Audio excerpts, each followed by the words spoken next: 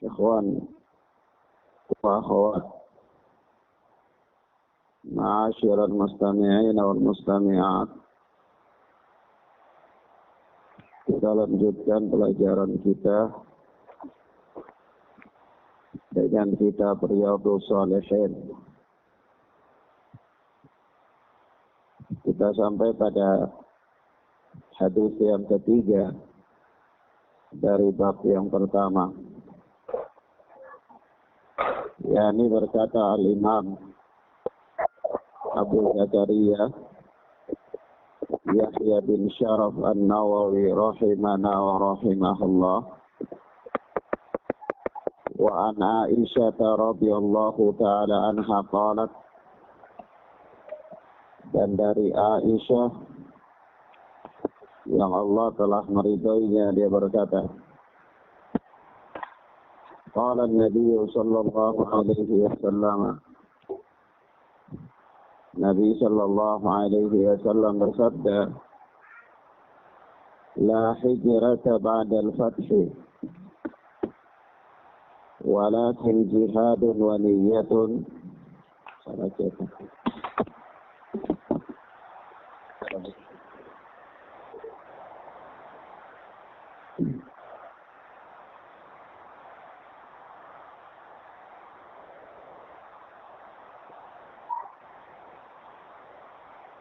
Salah halakat.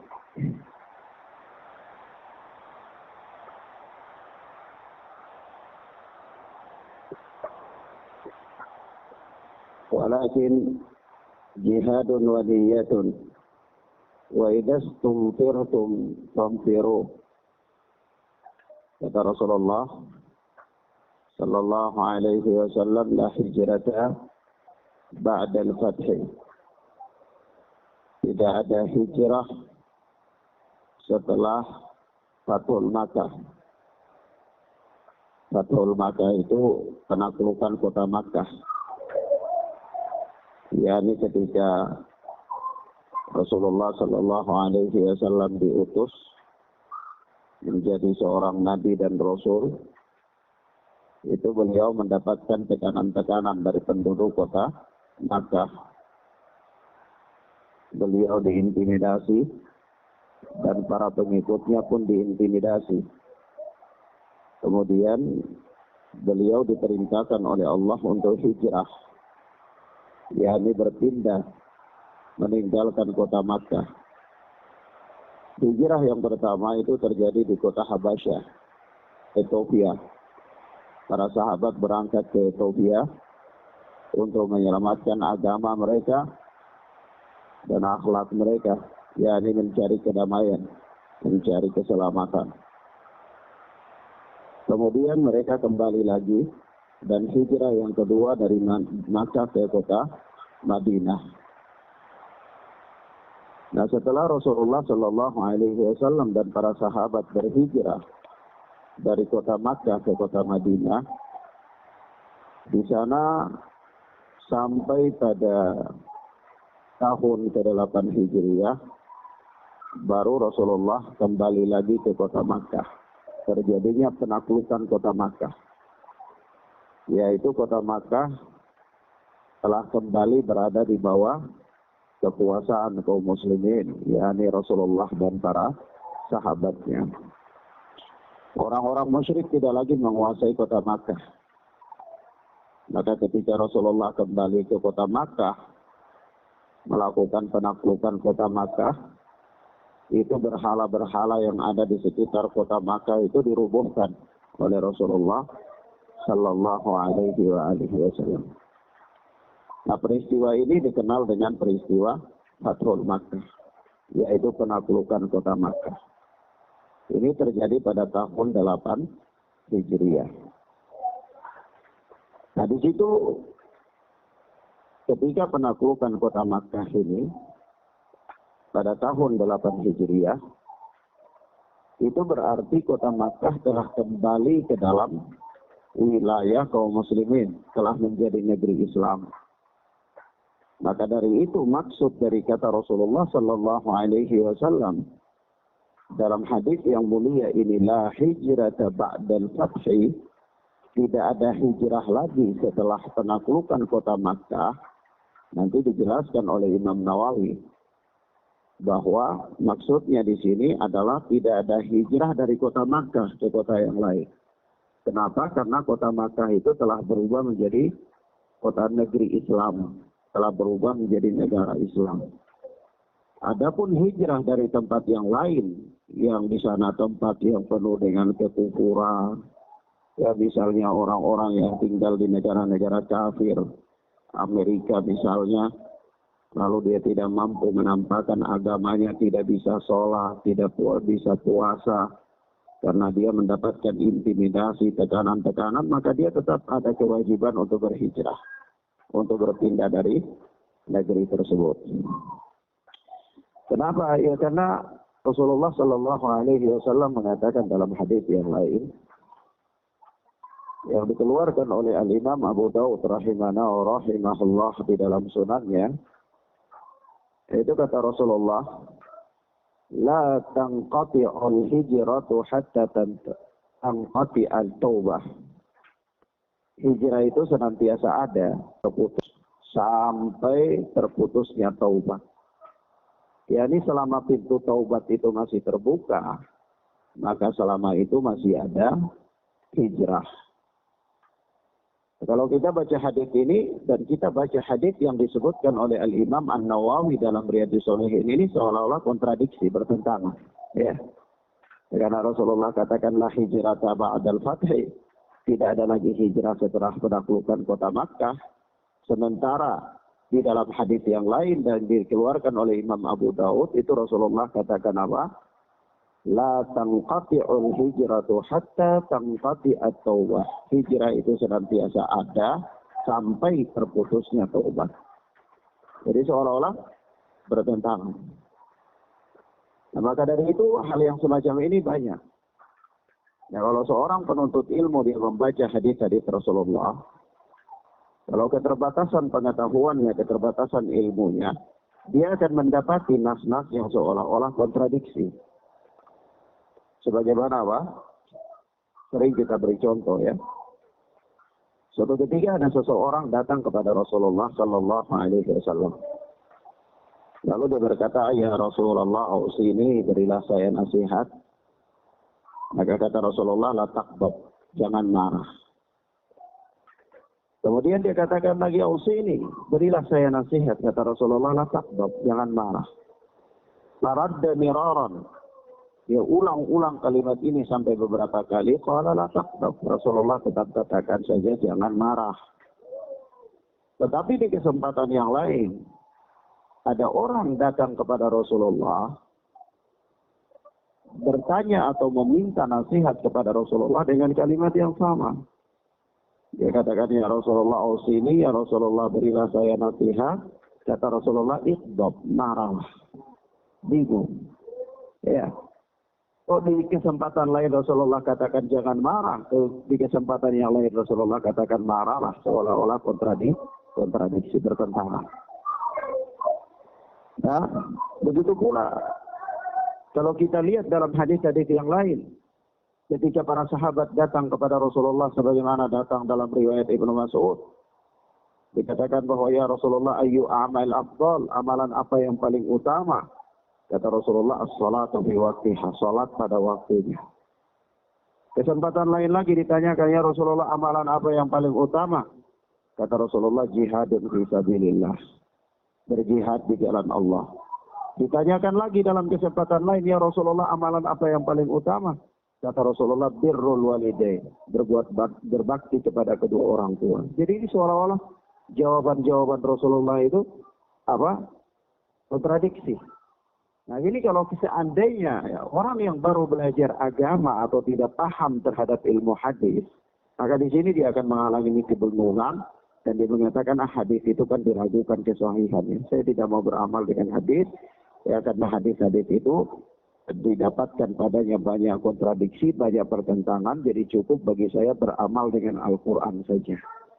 Maka disinilah muncul suatu kelompok di dalam Islam yang menyimpang yang namanya kelompok Qur'aniyah, yaitu kelompok yang hanya mau beramal dengan Al-Quran saja.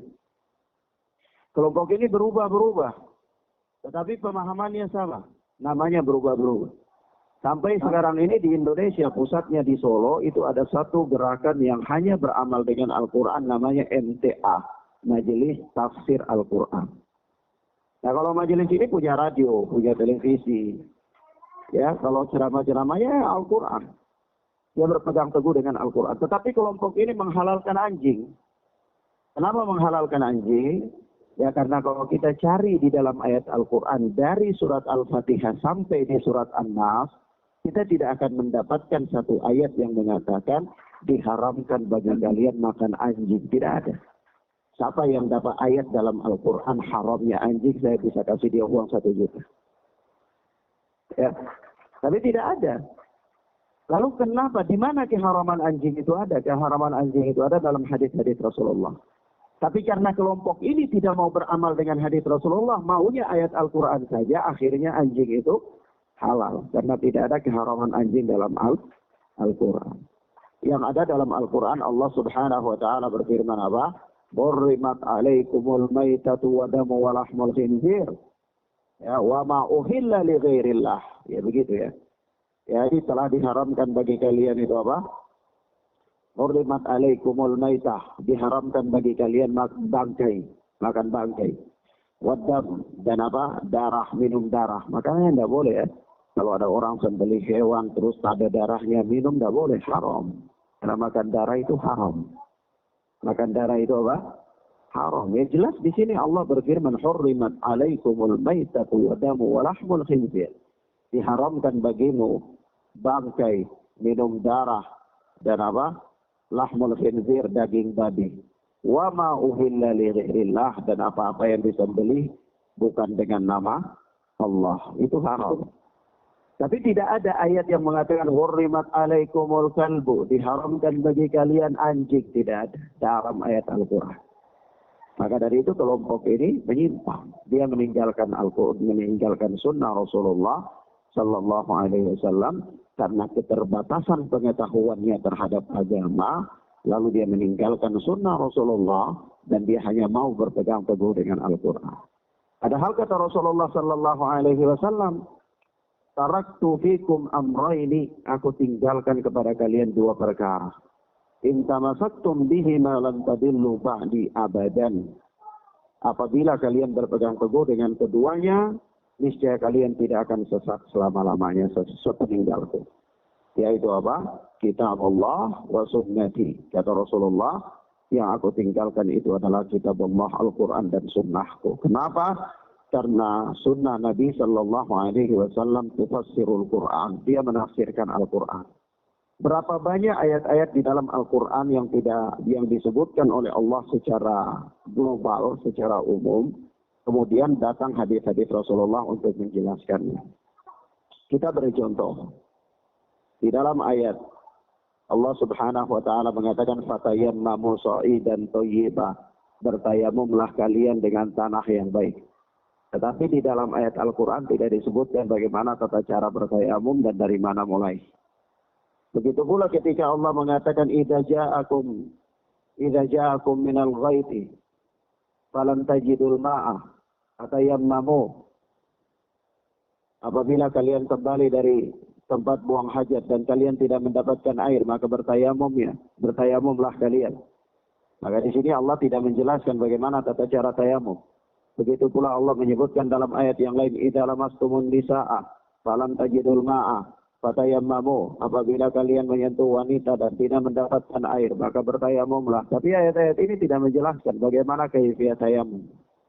Begitu juga dalam ayat Allah Subhanahu wa taala yang lain. Yaitu ketika Allah mengatakan kepada kita dalam ayatnya, idza kumtum ila sholati faghsilu wujuhakum wa aydiyakum ila al-marafiq wamsahu bi ru'usikum wa arjulakum ila al-ka'bayn. Apabila kalian hendak salat, maka cucilah wajah kalian, kemudian tangan-tangan kalian sampai pada siku, kemudian usaplah kepala kalian, dan kemudian cucilah kaki kalian sampai pada mata kaki. Ayat ini hanya menjelaskan begini, tapi bagaimana praktik Rasulullah dalam berwudu? Ya, ayat ini tidak menyebutkan berkumur-kumur, ayat ini tidak menyebutkan membasuh telinga, ya, dan ayat ini tidak menyebutkan kepada kita bagaimana kaifiyah membasuh tangan. Tetapi kemudian sunnah Rasulullah menjelaskan. Ketika ayat menyebutkan tayamum, maka Rasulullah jelaskan tayamum seperti ini. Ketika ayat menyebutkan wudu, maka Rasulullah jelaskan wudu seperti ini. Begitu ketika Allah katakan apa? Aqimus salata, dirikanlah salat. Maka ayat tidak mengatakan salat itu ada takbiratul ihram, ada ruku, ada sujud, ada tahiyat awal, ada tahiyat akhir. Tidak. Ayat cuma perintahkan kita secara global, yaitu salat. Rincian tentang salat ada di mana? Ada di dalam sunnah Rasulullah Sallallahu Alaihi Wasallam. Oleh sebab itu, barang siapa yang hanya beramal dengan Al-Quran dan meninggalkan sunnah Rasulullah, maka dia akan sesat. Dia akan apa? Sesat. Karena dia tidak akan mengerti bagaimana tata cara sholat. Karena ayat Al-Quran tidak menjelaskannya. Dan efeknya, dia akan terjatuh dalam berbagai macam penyimpang. Yang sebagaimana kita katakan di sini adalah kelompok Qur'aniyah. Baik. Kemudian kembali kepada topik pembahasan kita, bahwa kalaulah sekiranya kita mendapati nas-nas, apakah itu di dalam ayat Al-Quran ataupun di dalam hadis-hadis Rasulullah, yang secara zahir, seolah-olah dia kontradiksi, dia bertentangan, maka ada kaidah dalam menerapkannya oleh para ulama. Yang pertama, kaidah yang pertama dalam menerapkannya yaitu tarikatul jam'ah. Yaitu dia menggabungkan riwayat-riwayat itu supaya diamalkan semuanya. Kalau bisa. Kalau riwayatnya sama-sama kuat, sama-sama sahih, maka diamalkan semua. Contoh, yaitu ketika pada suatu kesempatan yang lain Rasulullah katakan kepada sahabat, marahlah. Pada kesempatan yang lain Rasulullah katakan jangan marah. Maka dalam menggabungkannya, para ulama mengatakan, ketika Rasulullah mengatakan kepada orang yang bertanya kepada beliau dan beliau katakan jangan marah, karena orang itu temperamen, sering marah. Maka kalau sering marah pun tidak bagus, kata Rasulullah, jangan marah, jangan banyak marah. Tapi ketika orang yang bertanya kepada Rasulullah ini dan Rasulullah katakan marahlah, karena orang ini terlalu diam, tidak bisa bikin apa-apa, dipukul, pokoknya terima saja. Oh ini juga nggak bagus. Harga dirinya bisa jatuh, tidak punya wibawa, ini juga tidak baik, maka sekali-kali marah, nggak apa-apa, begitu. Ya, begitu juga ketika Rasulullah Sallallahu Alaihi Wasallam ditanya amalan apa yang afdal, beliau katakan jihad fisabilillah. Amalan apa yang afdal? Salat pada waktunya. Amalan apa yang afdal? Haji. Amalan apa yang afdal? Berbakti kepada kedua orang tua. Ini nas-nas yang sesuai dengan kondisi orang. Itu ketika ada nenek-nenek tanya kepada kita, Ustaz, amalan apa yang paling bagus? Kita lihat nenek-nenek, jangan kita katakan jihad fisabilillah. Ya, nanti repot. Ya, nenek ini sudah nggak bisa jihad fisabilillah. Kalau ada nenek-nenek yang tanya, kita katakan jihad fisabilillah, ya gawat. Ya, tetapi apa? Begitu juga kalau ada orang kaya yang tanya kepada kita, Ustaz, amalan apa yang afdal? Kita lihat dia orang kaya, dia belum ke haji, kita katakan haji. Amalan yang afdal itu haji bagi engkau. Kenapa? Karena engkau ini kaya tapi tidak haji. Ya. Begitu juga kalau orang yang malas sholat. Ketika dia tanya, Rasulullah, amalan apa yang afdal? Kita katakan sholat pada waktunya. Ya. Begitu juga ada orang kalau dia durhaka kepada kedua orang tuanya. Ada orang tuanya mengungsi, dia tidak pernah datang lihat misalnya. Ya. Maka ini apa kalau dia tanya, amalan apa yang afdal Ustaz? Katakan, amalan yang afdal bagi orang seperti Anda ini adalah berbakti kepada kedua orang tua. Begitu. Ya. Jadi sesuai dengan kondisinya. Ya. Maka dengan demikian tidak ada kontradiksi dalam hadis-hadis Rasulullah. Tidak ada apa? Kontradiksi dalam hadis-hadis Rasulullah Sallallahu Alaihi Wasallam. Begitu pula pada hadis yang kita bacakan ini tidak ada kontradiksi. Yaitu ketika Rasulullah mengatakan la hijrata ba'dal fathi. Tidak ada hijrah setelah penaklukan kota Makkah. Tidak ada kontradiksi dengan kalimat Rasulullah la tanqati'ul hijratu hatta tanqati'at taubah. Tidak ada hijrah. Hijrah itu sebenarnya senantiasa ada sampai terputusnya taubat. Tidak kontradiksi. Kenapa? Karena yang dimaksudkan dengan tidak ada hijrah setelah Fathul Makkah ini nanti dijelaskan oleh Imam Nawawi, yaitu maknahu la hijrata min Makkah li'annaha sarat dara Islam. Tidak ada hijrah dari kota Makkah lagi karena kota Makkah setelah penaklukan kota Makkah itu sudah jadi negeri Islam. Tapi kalau hijrah dari tempat lain tetap ada, begitu maksudnya, ya. Oh iya. Kemudian kata Rasulullah, walakin jihadun wa niyatun, akan tetapi jihad dan niat itu senantiasa ada. Ya, jihad itu senantiasa ada ya. Jangan ketika kita katakan jihad lalu kita berpikir jihad itu gerakan ekstrim. Ya, bukan. Kalau jihad itu dilakukan dengan kondisi yang tepat, sesuai dengan arahan-arahan, sesuai dengan ketentuan syariat, maka dia bukanlah merupakan tindakan yang ekstrim. Adapun orang-orang yang melakukan penyimpangan-penyimpangan atas nama jihad, sesungguhnya itu bukanlah jihad. Ya, tetapi itu tindakan-tindakan teror. Tindakan teror, tindakan terorisme itu dilarang dalam agama. Bahkan Rasulullah mengatakan apalagi bom-bom, melakukan bom-bom diri, bom-bom bunuh diri, itu bukan Islam. Islam tidak mengajarkan yang demikian. Rasulullah sallallahu alaihi wasallam mengatakan, "Man qatala nafsahu bi syai'in udziba bihi yaumal qiyamah." Barang siapa yang membunuh dirinya dengan sesuatu di dunia, maka di hari akhirat dia akan diadab dengan benda tersebut. Jadi siapa yang dia gantung diri di dunia, nanti di akhirat dia gantung diri lagi. Siapa yang minum racun di dunia, nanti di akhirat dia dihukum dengan minum racun. Siapa yang bunuh diri dengan pisau, nanti di akhirat dia dihukum dengan bunuh diri dengan pisau. Siapa yang bunuh diri dengan cara melakukan bom-bom bunuh diri, nanti di akhirat dia dihukum dengan bom bunuh diri. Ya Ustaz, di akhirat ada bom, ya mudah bagi Allah. Apa yang tidak mungkin bagi Allah, ya. Maka dari itu ingat baik-baik. Oh Ustaz itu jangan sampai Ustaz Junaid itu teroris karena jenggot juga, bukan. Tindakan-tindakan yang dilakukan itu bertentangan dengan Islam. Bertentangan dengan Islam. Dan kita tidak pernah menyetujui tindakan tersebut. Karena tindakan-tindakan itu dilarang dalam agama. Rasulullah mengatakan sekali lagi, "Man uddiba bi syai'in fid dunya, uddiba bihi yaumal qiyamah." Barang siapa yang membunuh dirinya, man qatala nafsahu bi syai'in fid dunya, uddiba bihi yaumal qiyamah. Atau kama ja'a fil hadits. Barang siapa yang membunuh dirinya di dunia dengan suatu benda, nanti di akhirat dia akan dihukum dengan benda tersebut. Bahkan Rasulullah sallallahu alaihi wasallam melarang di sini ya. Bahaya.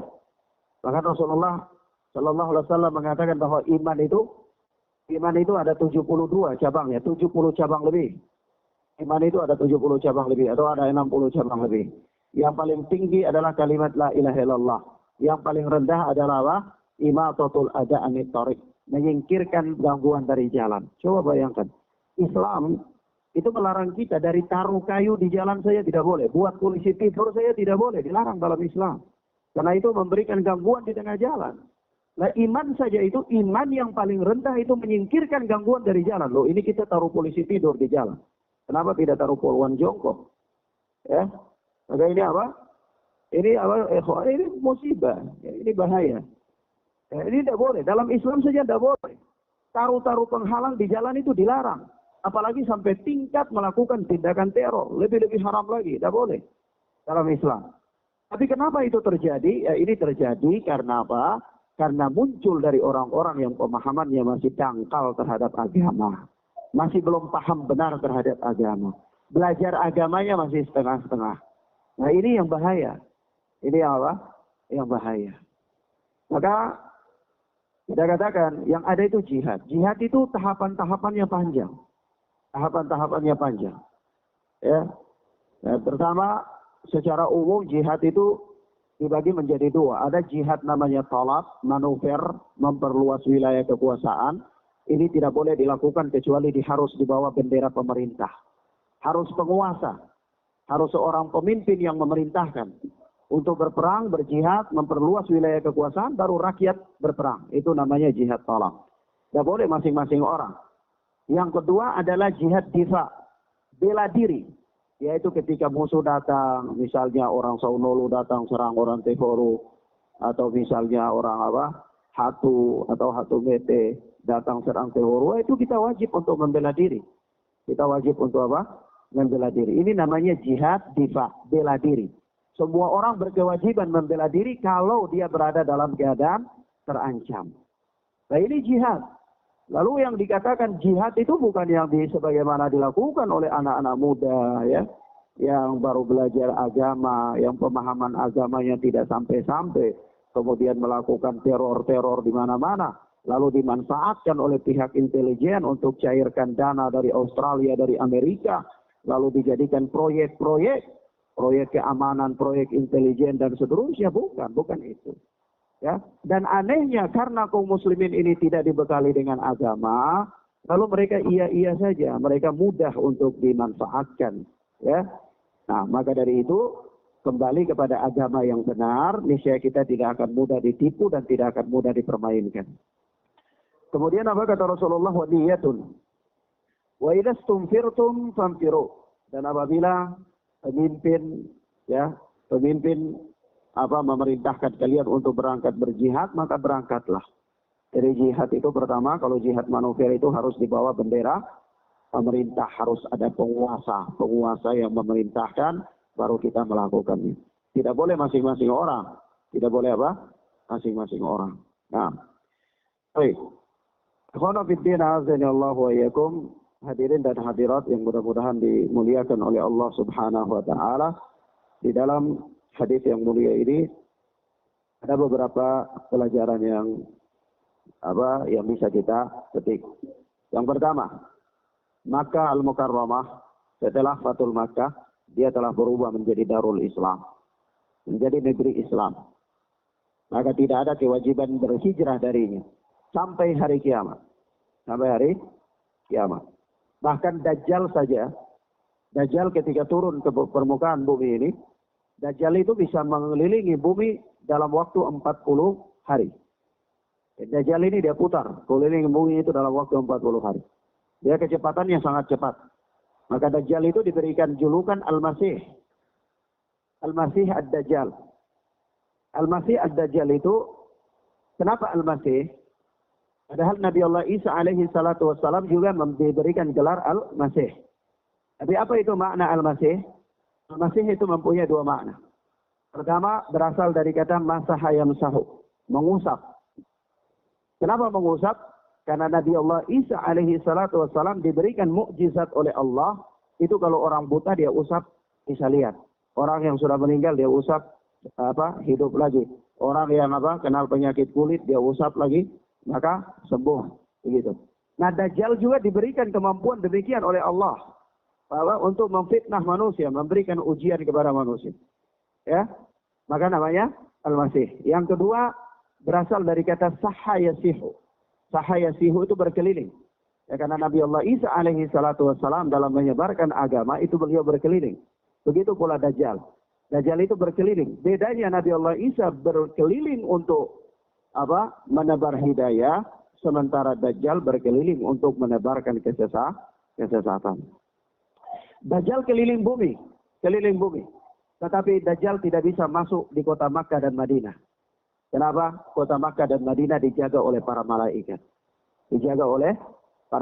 Begitu Dajjal berkeliling bumi ini untuk menyesatkan manusia, begitu dia sampai di luar kota tanah haram, Makkah dan Madinah, dia sudah lihat begitu lalu dia lewat. Dia tidak bisa masuk karena dia di kota tersebut dijaga oleh malaikat Allah. Nah. Kemudian yang berikut, dan hadirin dan hadirat, agama ini akan kembali ke kota Makkah dan Madinah itu sebagaimana ular kembali ke lubangnya. Jadi kemurnian agama ini ada di Makkah dan Madinah, bukan ada di Gunung Manusela. Ya. Kemurnian agama ini ada di kota Makkah dan Madinah. Bukan ada di di Manusela atau di Binaya, bukan. Ya, Rasulullah sallallahu alaihi wasallam mengatakan kepada kita bahwa agama ini akan kembali ke kota Makkah dan Madinah itu sebagaimana ular kembali ke dalam sarangnya. Ya, kita lihat ya, ular itu kalau dia kemana-mana dia kembali ke dalam lubang sarangnya. Begitulah agama ini akan kembali ke kota Makkah dan Madinah. Jadi kemurnian agama ini ada di Makkah dan Madinah. Maka kalau mau beragama yang benar, ya beragama sesuai dengan apa yang ada di Makkah dan Madinah. Jangan berdasarkan apa yang ada di Manusela atau di Binaya, bukan. Ya, nah. Kemudian yang berikutnya, kabar gembira dari Nabi Shallallahu Alaihi Wasallam. Kabar gembira dari Nabi Shallallahu Alaihi Wasallam, yaitu bahwasanya kaum muslimin tidak akan meninggalkan kota Makkah. Tidak akan lagi meninggalkan kota Makkah. Yang mereka akan meninggalkan kota-kota yang lain. Kota-kota yang lain. Yang di dalamnya apabila memang dia tidak bisa lagi beragama padanya.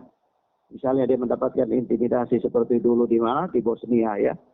Kaum muslimin di sana atau di Syria atau di Vietnam ya. Baru-baru lalu ini.